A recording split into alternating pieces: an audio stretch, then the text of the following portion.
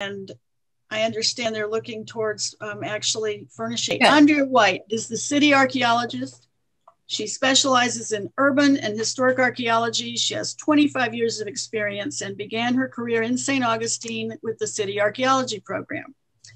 She has a BA in anthropology from the University of Florida, an MA from the College of William and Mary, and a PhD from the Department of Geography and Anthropology at Louisiana State University.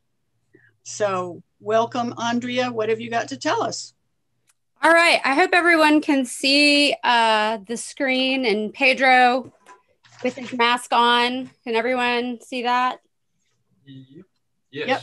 All right. Awesome. Well, I want to thank you guys all so much for having me tonight and hosting me. It is so wonderful to see so many of you. Like, I miss y'all so very much. So it's quite a treat to see all of your smiling faces. So thank you for coming tonight and listening to some highlights from our year. I called this one the Pandemic Chronicles, since it's, I think, what's monopolized most of our 2020. I've pre-recorded everything, so we'll see how it works. It's kind of like disparate bits of archaeological information kind of mushed together into a PowerPoint. So we're going to see how it all works out, and let me know in the chat box if there's problems, and we'll take it away, I believe. Yeah.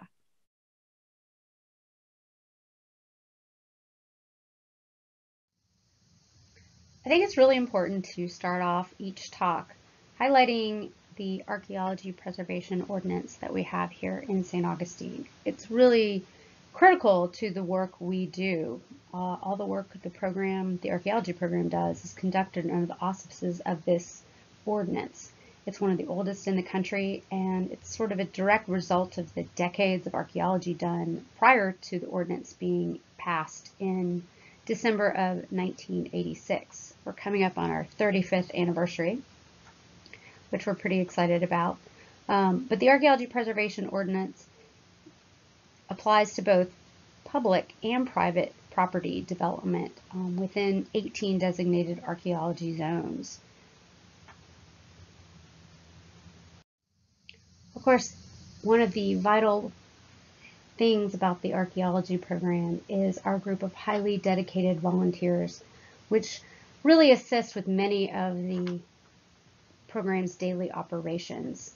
We really couldn't do the work we do without our volunteers. And usually with this talk, one of the things I really look forward to in preparing it is to go back and select pictures of volunteers and remembering the fun that we've shared in the field and the lab over the last year. But I gotta say, one of the things that was just really noticeably absent this year was our volunteers. And it made me very sad and very appreciative of all the hard work that we've had from our cadre. Over 30 volunteers that are just so extremely dedicated, and we really couldn't do the work we do without them. We've really had to adjust a lot of what we've done this year due to the lack of having volunteers in the field and in the lab. So I just wanted to kind of flip this script. Normally I like to acknowledge and thank all the volunteers at the end of the talk, but knowing how important they are to our program's success, I thought it was best to actually start off this talk with how much we miss them and how much we appreciate all of them that we do. And I cannot wait till I can see everyone's faces and hopefully give everybody a big giant hug. I feel encouraged that those days are coming soon, hopefully. Just to sort of highlight how much work our volunteers do for us is this wonderful little bit of graph. Catherine Sims, our other full-time archaeologist, has been great at tracking our volunteer hours, and you can really see the drop-off that we've had in terms of donated hours. Normally we average around 300 to 400 hours a month, both combined in the field and the lab, and we have not really had that. We had a little bit of a slowdown at the end of 2019 based off of some different projects and different things that were happening, and the holidays. And we were starting to ramp back up in February, trying to get back to our normal hours, and then they just plummet starting in March, when we know a lot of the pandemic sort of started getting to be going at a full boil at that point in time. So we've slowly brought some of the volunteers back in the lab, at least. I'll touch on that soon, but you can really see how hard we are hurting in terms of being able to have our volunteers help us and assist us with the work that we do. So one part of St. Augustine's history that I find very fascinating is the refugee mission communities that surrounded St. Augustine, or the colonial walled town, during the early 18th century. During the fallout of the collapse of the mission system in 1702 and 1704, followed by the Yamasee War in 1715, over 1,000 Native American refugees came to St. Augustine, came into Spanish territory, and sought refuge and sought protection from the British. And the Spanish encouraged their resettlement into these small mission communities, sort of scattered around both the urban core of St. Augustine, but also in other locations further out. But in St. Augustine, we've tried to pinpoint a lot of these mission locations. There's been more extensive work done on some missions like La Punta and Nombre de Dios, but then there's some missions that we're still trying to really pinpoint the location. We found little bits of ephemeral evidence, but we're still trying to find out the core of the community. Hampering some of our efforts, of course, is that a lot of these missions are in neighborhoods, so residential tiny house lots. So you're only getting a chance to test a small house lot, and you might never get an opportunity to dig next door. So what we're hoping with some of our GIS data is to be able to tie a bunch of small projects together to see if maybe we can narrow down where those locations of these missions are. We're also going to do a story map, and I'll talk about that in a little bit, on these refugee mission communities and the archaeology and the historical and ethnohistorical records that we have, and sort of put together a little bit more of a story about these individuals, or at least these community members living in these refugee mission communities, and what their life was like during this time. One of these missions that you're probably more familiar with, at least in terms of the name, is Talamato, probably because of the Talamato Cemetery, which is off Cordova Street. That was the location of the church affiliated with the Talamato mission, or refugee mission community. And because it was sacred space, because people were interred presumably in the floor of the church, it became a logical place to continue to use as a cemetery in later years. However, we know that there was also a community associated with that. So we would have had residential houses and other core parts of the mission community, and those have been a little more ephemeral and hard to pinpoint. We're talking about somewhere within the footprint of the Model Land Company, and we've had an opportunity for little projects here and there, but never really found good concrete occupation evidence until this year. And in the very beginning of the year, we were able to work on at least one property where we're finding some really interesting features and artifacts that dated to this mission time period.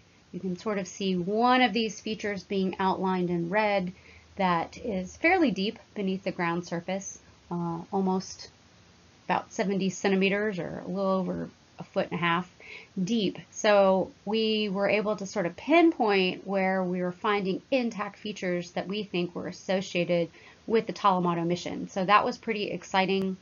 Unfortunately, we didn't do additional work because this current property was being developed, but they were bringing in fill. That's one of the things we're seeing, is the elevation of properties, obviously, to get out of those flood risks that are plaguing our town.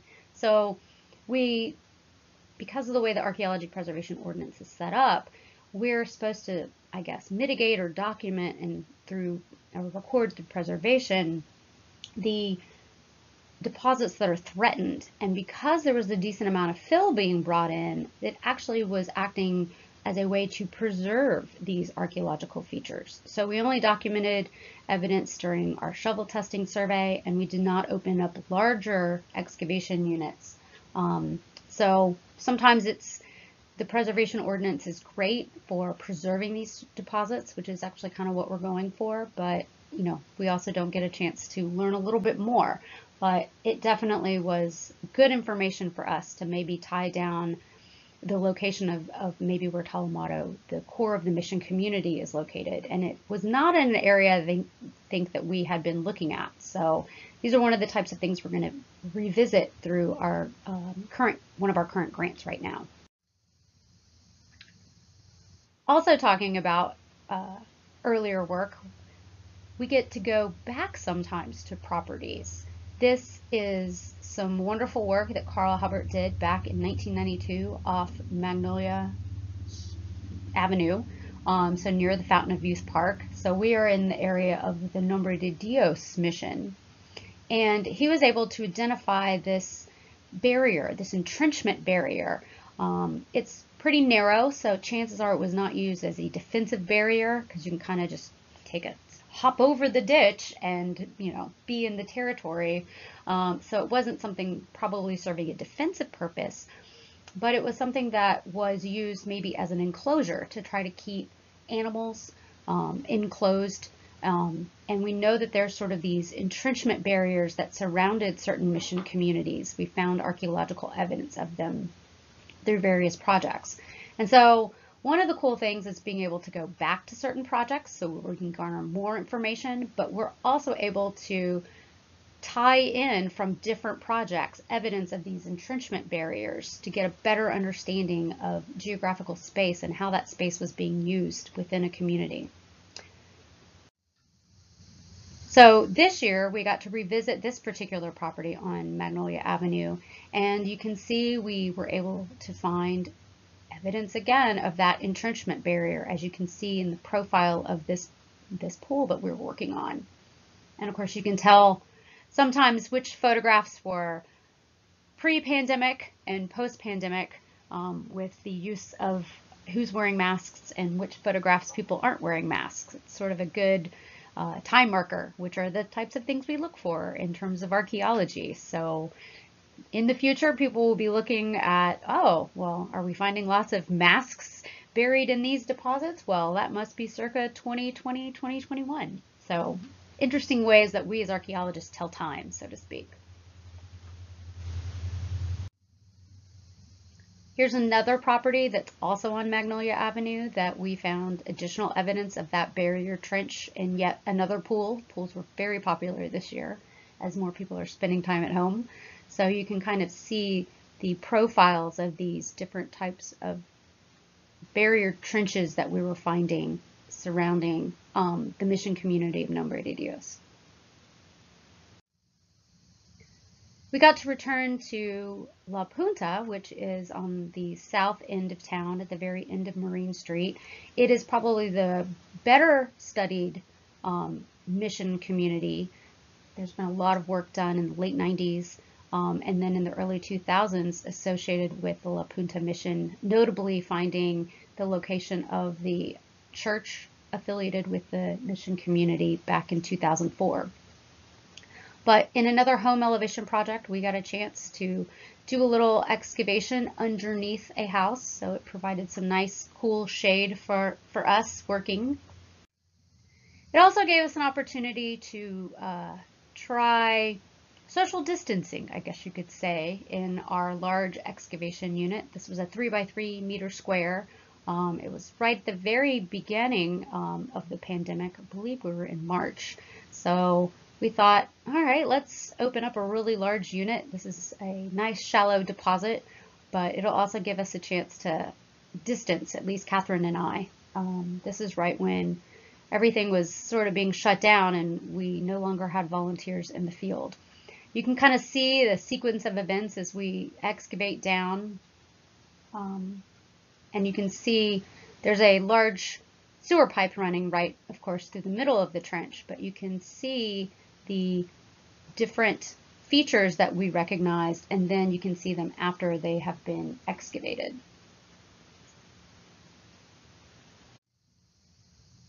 One of the interesting things about a lot of these mission communities is the lack of artifacts. They were not really occupied for a very long period of time, so you don't get an intense buildup of material culture like you do when you're working in downtown urban St. Augustine. And often what you see more than anything is soil stains in the ground. You can sort of see the outline of a few of the soil stains in the center. They're darker, often they're posts or small pits. They don't contain a lot of trash. There's a little bit of shell, but honestly, not a lot of artifacts. So if you're surveying in certain areas that might have these mission communities, you're not going to find tons of material culture or artifacts, right? What you're really going to see is soil stains. And we did several shovel tests in this property and didn't really find much, but we had a hunch that there was going to be more, so that hence is one of the reasons we opened up this large 3x3 meter excavation unit. And lo and behold, we did find numerous features. As you can kind of tell from the previous slide, we found over 20 stains, mostly post. We think that what we had was actually two different structures, so they would not have been contemporaneous. We would have had a structure, and then we would have had someone come back and rebuild on top of roughly in the same footprint, but slightly different. As you couldn't really connect the dots in between some of the posts because you had multiple occupations.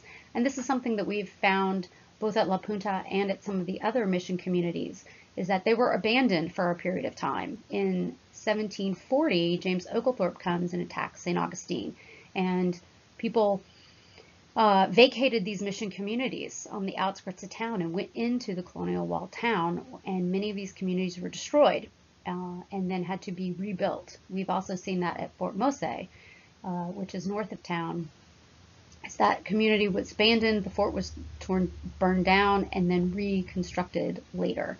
So we have these periods of abandonment, which is probably one way to explain why we had multiple structures kind of on top of each other. We were working, of course, without our wonderful volunteers, and so one of the things Catherine and I had to do to finish this project was basically bucket every single feature into buckets and bring them all back to the lab. So you can see Catherine at the bottom doing her best Vanna White impression, illustrating all the buckets of dirt that we then had to screen back once we returned to the lab at the end of the week. So one more example of how much we miss having volunteers. It really is, the equivalent of multiple staff people helping us do these projects. And of course, I have to point out, if you have noticed, there is a blue, what we lovingly call shoe glove on my foot in one of the photos. We, as archaeologists, it's all about being very neat and keeping your dirt clean so that you can see these soil stains. And so I am using a scoop to avoid putting footprints in the ground. And so that scoop we have lovingly started to call the shoe glove because it allows us to avoid any sort of messy footprints in the ground. So onto a project that many of you are familiar with is our work at Los Remedios. It's been a project that is located on pretty much on Charlotte Street, right near the intersection of King Street. And Nuestra Señora de los Remedios was the first parish church in St. Augustine. Just to provide everybody a brief recap, or for those that may not be familiar, it was constructed in 1574 and went through various iterations of construction and rebuilding throughout its history. It was finally destroyed in 1702 when St. Augustine was pretty much burnt to the ground by the British. One important thing is that interred in the floor of the church were the parishioners. That was sort of the traditional Catholic burial ground, was roughly within the floor of the church. So not only we're dealing with the church, but we're also dealing with a cemetery. And the city was redoing the utilities or upgrading utilities within the footprint of Charlotte Street. And that's what prompted a lot of the archaeology research, including initially started by Carl Halbert, my predecessor. If you'll remember, back in 2019, we finished most of the actual field work, and we were pretty excited to define the actual footprint of the church. That was one of the things that our research had been trying to do, was really understand the location and how big the church might have been. We were able to do a lot of this through archaeological features and looking for different archaeological deposits related to the architecture, as well as the boundaries of where we were finding intact burials. As you can see from the slide, this is roughly the footprint of what we believe is Los Remedios. So it would have extended from Avalise Street on the western side, which is kind of at the top of your screen, through Charlotte Street, and then underneath the building that we see fronting on King Street. Some people happen to know it as, the A1A Aleworks building. So we know that through previous work in 2017 that some of the burials go all the way underneath the floor of that building. So we pretty much found a real good definitive boundary back when we finished work up in the end of 2019. We found the clay floor, which is what the floor of the church would have been in. If you were constantly reinterring people in the floor, you wouldn't necessarily put down a wooden floor. So a clay floor was pretty traditional at the time. So we felt real good about this boundary. Well, there was a little bit more field work that needed to happen. Of course, it started back up very early 2020, right after the Night of Lights ended. So as we were helping do a little work with the city's public works department, we had to monitor the tie-in of some of these water lines into existing tie-ins out on King Street. And as you can see from these stars located on the slides here, that we discovered one last secret that the church and the project had to give up, and that was an additional partial burial outside what we know as the footprint of the church. It was almost in King Street, so it was quite a surprise. We were able to quickly document that burial. The burial was in the water table, as in most of the burials are when we're dealing with Los Remedios, so it tells us some interesting information about how the water table has risen, because of course when these individuals were interred, they were most likely not buried into the water table. So that tells us a lot more about how the water table is rising as we have sea level rise. So it makes it very challenging for us to work on those projects, because we're dealing with having to excavate in the water table, which is incredibly challenging. One of the things that's great now that the fieldwork is completed, and based on some of the archaeological evidence that we were able to compile, we were able to demarcate the actual footprint of the church in the street as part of the construction. So it was great that we got to work with the engineers in the Public Works Department, as well as G&H Underground Construction, who were in charge of that contract. They were fantastic contractors to work with. And what you can see is there's actually a line of both the northern and the southern boundary of the church, and it's differentiated with the old historic street pavers, or sometimes people call them bricks. They're a lot more thick and hardy than an average construction brick, but you can definitely see a difference. So this is one way for us to visually document the location of the church, as well as provide some public interpretation, which is forthcoming, that will be able to convey to both residents and visitors that this is sacred space, that several of those individuals are still interred underneath the street, and it'll be able to provide a really interesting context for this important part of St. Augustine's history. We also, of course, field work continues. I say field work, I really mean lab work continues. Most of the field component of a project is really only about 25% of the whole archaeological process. So we have quite an extensive amount of time to continue working both in the lab as we process artifacts, and we also have a lot of dirt that was removed from the street footprint that we need to screen for any additional evidence associated with the church. So it's a pretty extensive project and undertaking. We'll be working on it for quite some time. So our analyses continue, and hopefully in the future we'll be able to bring a lot of scholars together who've all been donating their time and energy working on this project. Unfortunately, I don't have new information specifically related to the bioarchaeology. I know a lot of people have questions about that, but with school closures and lab closures down with the pandemic, we just don't have that information readily available yet. So as I said last year, continue to stay tuned because we will have more information forthcoming, hopefully. So we've had quite a few grant projects, specifically historic preservation grant projects that have been in the works. One completed this year was the Resilient Heritage in the Nation's Oldest City, which was a grant project that was dreamed up by Jenny Wolf, our historic preservation officer here in the city. And she really thought it would be a good idea to look at resiliency measures when it comes specifically to historic properties and coming up with some good guidelines for property owners on how to mitigate some of these perceived threats that we're having to our cultural heritage.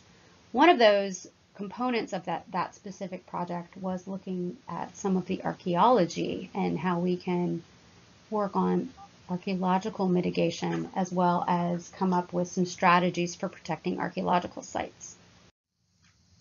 So as part of the Resilient Heritage study, which was actually led by a consulting team through Taylor Engineering, we also were able to get Christine Newman, who I'm sure many of you are familiar with, as an archaeological consultant. And in addition to looking at the built environment, the study also wanted to look at archaeological resources. And so there was a meeting of the minds of some really well-known local archaeologists, and we all got together and talked about sort of how do we inventory and prioritize archaeological sites. And one thing that was pretty interesting that a lot of us thought was that it would be really difficult to do that. One, we have not done extensive enough testing to sort of know the known universe of archaeological sites, but also prioritizing sites could result maybe in prioritizing one group's history over another. And so we thought that it wouldn't be prudent really to sort of prioritize and rank these archaeological sites, and that we needed to come up with some alternative strategies to protect and preserve St. Augustine's archaeological heritage. One of the most important strategies that I was pretty excited about was the prioritization of the curation and long-term preservation of the city's archaeological collection. So if you think about the artifacts and the associated records, that they really represent, one, the most comprehensive Spanish colonial archaeological collection in the US, and that they sort of embody the archaeological data that's been extracted from these sites. And they are a valuable resource, and we can really have more control over the preservation of the collections in terms of ensuring that they are properly housed, ensuring that we have scanned all of the records for future research, ensuring that they are put not only in archival quality curation housing, but also that the building, the facilities that they are located in is outside the floodplain and has fire protection and all of those types of things that we sort of are dealing more with a known universe of potential hazards, and we have a better control over sites on private property or sites buried in the ground that we may not even know what's there. So that was one of the things that we that sort of came out of this study. And so I really want to thank Chris Newman for spearheading all of this and tying together a lot of really great ideas to help preserve St. Augustine's archaeological heritage as we're looking at the threats of climate change associated with living in St. Augustine. So be sure to check out the website for a lot more information about it. Additionally, we kicked off 2 grants that were funded through the Small Matching Grant Program through the state of Florida and the Division of Historical Resources. One is to bring story maps to a broader audience. These are really cool interactive websites, for lack of a better explanation, that have a geographical component. So we have 4 different themes that we have a consultant working on, and those will go live sometime this year. And we're pretty excited because that will help expand our outreach when we're not always out in the field to be able to talk to visitors and the community. So stay tuned for that one. A second project we have is revisiting our archaeological zones. We've really amassed a vast quantity of archaeological data, and we really need to start using that to recognize larger patterns in our urban environment by sort of stitching together some disparate bits of information that we get from each little project we do. So one of the things, we've gone back through all of our old project files, almost 35 years of them, and are putting these projects into a GIS platform as a way to not only spatially look at where those projects are, but also as a data management tool. And so we have a consultant working on that project with us, and it'll give us a chance to revisit the 18 archaeological zones that we have and sort of ask questions about sites. Do we think that these zones are still valid? Have we learned through archaeology that maybe there's information that we no longer need to have a zone? Or are there areas that we need to include in a zone that maybe we haven't before? Certain time periods that we might be more interested in that maybe in the 1980s weren't really of interest. So this is one of the things that we're going to do with this grant project. And if you have any ideas, or if there's certain types of sites or certain locations that you think are important that need to be addressed that maybe aren't in archaeological zones, or certain types of sites that you think are important that maybe haven't garnered enough attention, please reach out and let us know. That's part of getting the input from the community over what you think is important in terms of preserving our city's archaeological heritage. So before the pandemic, we had started a partnership with FPAN Northeast to scan and 3D print some artifacts. So you can see this is a wine seal that we found off of Avonlea Street. It's actually from a wine manufacturer based in Dublin, Ireland. And so we were able to have FPAN come in and scan it and then 3D print it, which is great for outreach. We don't have to worry about artifacts being broken or lost. And so it's been a real cool project to do. One of the other amazingly cool projects in terms of 3D printing was this reconstructed San Marco bowl or vessel that was recovered from the milltop. Some of you might remember it. And so you can see Emily Jane Murray and Emma Dietrich along with Catherine Sims down there photographing and scanning this bowl and then 3D printing it.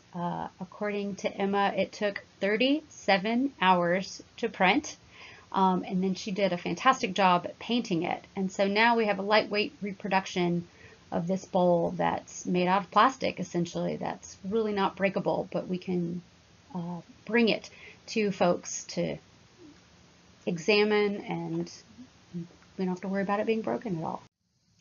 So starting this summer, we polled our current volunteers about slowly opening the lab back up with certain health guidelines and safety measures. And if you've been to our lab, you know it's a pretty small space, not a lot of room to social distance, but we've been able to open it up on very limited days to a very limited amount of or select groups of people. We have sign-ups so that we can do contact tracing. Hopefully we won't need that, but always good to have the safety protocols in place so that we are keeping everyone's health and safety the utmost priority. And as hopefully we move forward with vaccinations, we might be able to explore more opportunities in the field. As of now, I don't foresee that happening anytime soon. Archaeological field work, you're really sometimes right on top of each other in small settings and units and trenches, and it's not the most conducive for social distancing, especially when you're having to share field equipment. And a lot of times we're indoors with poor ventilation around a lot of other contractors. So once it is safe enough, we will try to start opening up more volunteer opportunities to folks. We definitely have not been able to really bring in any new volunteers. So if you've been interested, we apologize that we have not been able to bring new people in at any large scale, but we hope to in the future. So keep that in mind, and hopefully we'll move forward with expanding our volunteer program as we were hoping to do in the not too distant future. Just wanting again to recognize how wonderful our volunteers are to both the program, but as well to us personally. Sadly, this year we lost 2 longtime volunteers of the program, and they will be sorely missed. And we appreciate all the years of hard work and laughter that they provided for us. So I just wanted to take as a final thought a big hearty thank you to everyone this past year, and really recognize the contributions and hard work of both Catherine Sims, who is our research and collections archaeologist. She's had to wear a lot of different hats. She already does, but she's had to be very nimble this year, or I guess in 2020, I should say, last year technically, as well as our esteemed former city archaeologist, Carl Halbert. He is always helpful in providing input and being a good sounding board on all things archaeology in St. Augustine. We also have awesome support from our historic preservation team and other city personnel. It's great being part of a larger city team. We couldn't do a lot of the work we do without their support, from purchasing and our planning and building staff to IT to communications to the grounds and transmission and distribution crews that do a lot of the on-ground assistance when it comes to needing heavy equipment or person power. And so we really appreciate everything that they do to help serve the community. And of course, we appreciate our volunteers, and we miss them so incredibly much. And we really also want to thank our city administration and commissioners and the support that we have for the archaeology that we do, and for the ethos that we have here in St. Augustine about preserving our archaeological below ground heritage. And it's only through that sort of archaeological lens that we've been able to contribute understanding about the people who lived in St. Augustine before us. So thank you to everyone. All right. I don't know, Marcia, do we want to do, I'm not sure how y'all want to do questions, or if there needs to even be that opportunity.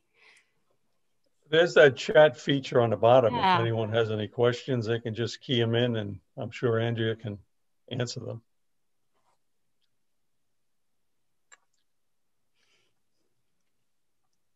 I know it's hard to type questions and then ask them. So I do want to at least just once again reiterate, thanks for being patient tonight. I was trying to keep things nice and tidy, and so I pre-recorded the talk so that I wouldn't ramble on too much.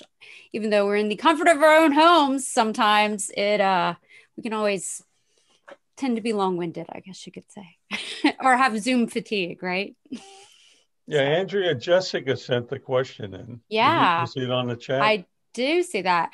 That is a great question, Jessica, and I'm not sure how many we ended up having 3D printed. I think only maybe 4 artifacts so far. The 3D printing, of course, was done by FPAN. We don't have such awesome technology for 3D printing, but at least 3 or 4 artifacts were scanned. I know we had a lock from 9 Aviles that was 3D printed, in addition to that awesome wine seal. And we were trying to do a couple other things. You have to kind of play around with different artifacts. Some things that are long and skinny didn't do as well. A lot of it just kind of depends on the color and the texture so of the artifact itself. So, but all of that was really at the beginning of the pandemic, and then everything kind of, like everything else, just sort of got put on pause for the time being. So, can you hear me? Yes, I can. Does it do anything to the actual artifact? I mean, does it alter it? No, it's just kind of like, thinking of it as just like you're scanning a piece of paper. So, except it's scanning more in 3 dimension. So it doesn't do anything to the artifact. And it's a really great technology that a lot of archaeologists have used if, you know, they need an artifact and can't, for instance, take it out of the country, or, you know, want to have multiple reproductions, because you can print at different sizes and scales and as many as you want of those types of artifacts. So it's kind of cool to be able to do that. I know that in New Orleans, we were talking about doing that for artifacts of higher value. Like, say you want to put something like, you know, a coin or something you are worried about, either it's too fragile and can't handle light, or, you know, sort of other, it's a artifact that really needs to be handled with care for its preservation, or it's something of extreme value that they're worried somebody might actually want to take it. So it's a kind of cool way to reproduce artifacts and then not have to worry about certain factors and security measures for those artifacts if you're putting them in display. So it's pretty cool, but you got to paint it. That's the key. That San Marcos vessel was actually printed bright yellow. So Emma did a really good job faux painting it. So you still have to paint it in the color that you want it to be. So cool. Yeah. Oh yeah, see, Catherine's got a little link. You can see some of the photogrammetry that was done. So you can click on that link in the chat box to see that awesome San Marcos vessel. So, well, I'm going to wrap it up. It was so wonderful to see everyone's smiling faces. I have missed so many of you. So this is always great to be able to see everybody. So anything else, Marcia? Oh, I think you're muted.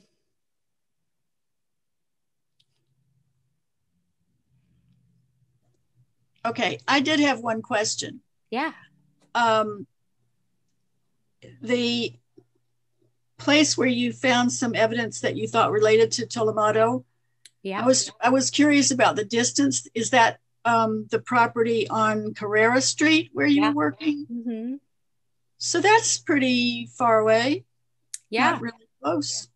So it could be an isolated, you know, area of maybe just a few households, because we have seen that on some of like that Arredondo map that I showed, where there's sort of clusters of houses. So it could be that that's just a cluster.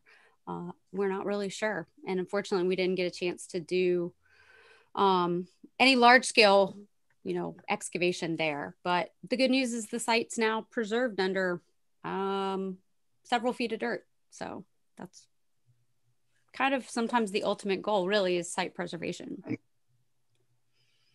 So, okay, anybody else have any more questions or comments? Appreciate you all being here tonight. Good to see your faces, although some of you are hiding behind your names and we don't really see you. And hope that we see all of you and maybe some more people next month. Yeah, that meeting is the 2nd, Masha. Okay. 2nd of February. February 2nd, 7 p.m. And I think is Catherine going to talk? Yeah. Okay. Well, we'll all look forward to that. And have a very nice evening, everybody. Bye-bye. bye. Thanks.